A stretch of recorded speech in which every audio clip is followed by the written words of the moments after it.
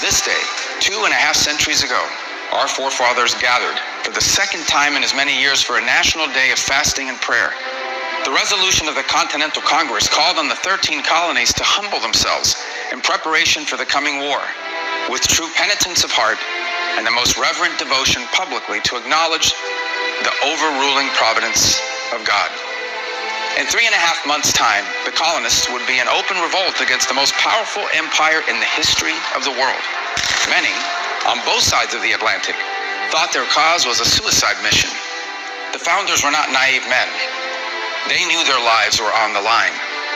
That was the premise of Benjamin Franklin's dark joke after signing the Declaration of Independence, where he said, "We must indeed all hang together, or most assuredly, we shall all hang separately." They had no guarantees of victory. They knew that what they were trying to do had never been done before in human history.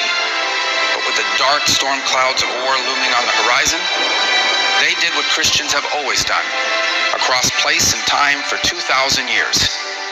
They turned their eyes to heaven and placed their fate in the hands of God. It is no coincidence that America, from the very beginning, has occupied a unique and exceptional place in world history. Before the Christian West, most societies, and civilizations for that matter, thought in stagnant cycles: the flooding of the Nile, the return of the rains, the cycle of the harvest. History for them was a wheel to nowhere. It turned and turned only to end up back where it began. But our faith calls us outwards into the limitless darkness of the unknown. It tells us to go forth and preach the gospel to the world as a witness unto all nations, unto the ends of the earth. From that command came America. Our nation, more than any other in history, was shaped by this Christian idea.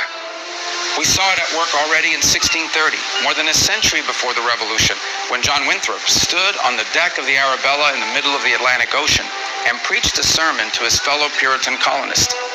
"We shall be as a city upon a hill," he told them. "The eyes of all people are upon us." That same faith pushed America further to new frontiers. It was the engine of westward expansion. "Who will respond to the call from beyond the Rocky Mountains?" one reverend wrote in a public message to the American churches in 1833, calling for a wave of missionaries to leave the comforts of civilization and spread the gospel in the wilderness. Countless Americans answered that call.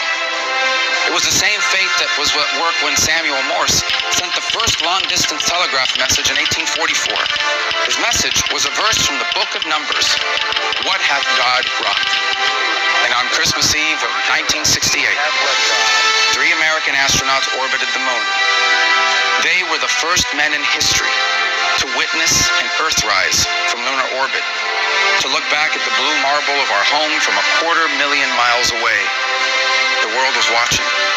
It was the largest television audience in the history of the world up to that point. And what did they say? They opened the book of Genesis. In the beginning, God created the heavens and the earth. This is who we are. It is who we have always been.